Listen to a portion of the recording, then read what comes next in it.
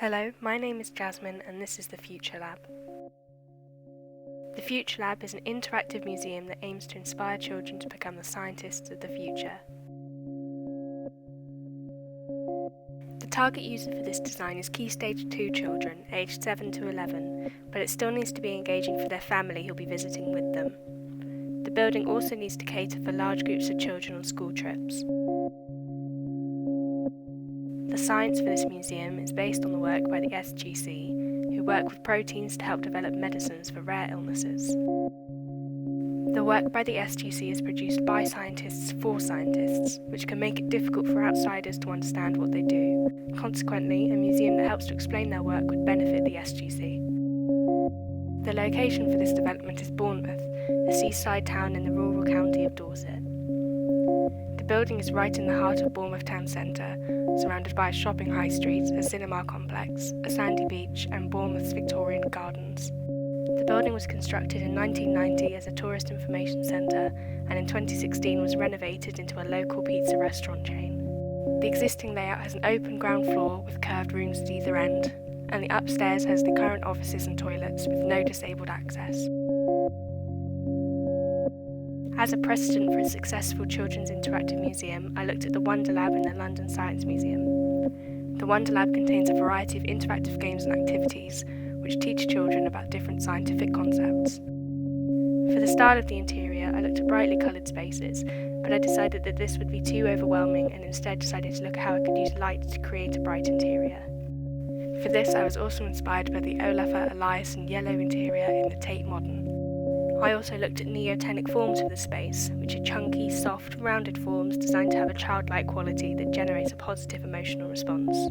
My early idea was to define the space with large interactive shapes and create a space that was directly inspired by the stages in the SGC's science process. I decided this was too complicated and the linear layout doesn't suit the way children play and learn. I then looked at other museum interiors to inspire my layout, like the Natural History Museum. The developed layout has an open central circulation space that connects all the areas, which generates a better flow around the building. The final layout has the ground floor with an exhibition space and cafe, and the first floor has the second exhibition space and a roof garden. There is a large void space in the centre to maximise visibility around the building for parents and teachers to keep an eye on the children. This is my initial design for the stairs, which is based on the colourful interior research. I changed this design to reflect the bright lights interiors that I found to be more appropriate. This is my exterior design for a mural that has natural shapes and forms inspired by the designer Lois O'Hara.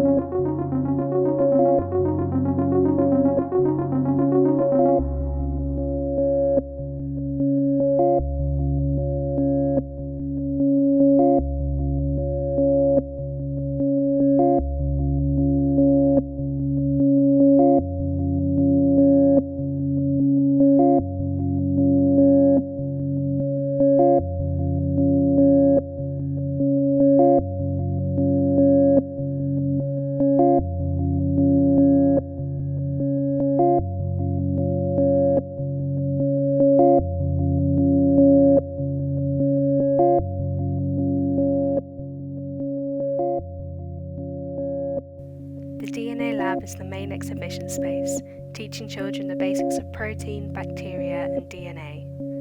The exhibition includes a projection-based lab table game, where children can perform science experiments. Touchscreen games are housed within these large biological forms where children can learn about some of the more advanced science.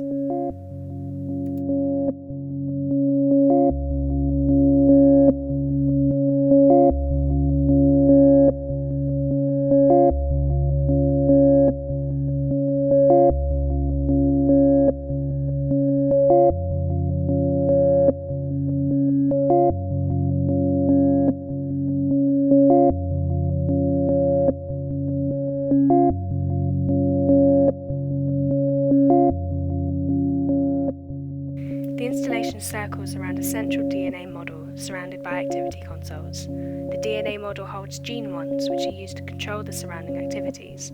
Each wand contains an RFID tag with different information. The chosen gene wands are then placed into the console, which is connected to a projection of a person, and the person's appearance changes based on the gene combination. The activity shows how there are hundreds of combinations of appearances and how one gene is the only difference between skin colour, eye colour or gender. This teaches children the basics of DNA to inspire them to seek out more knowledge and pursue further education in science. Thank you.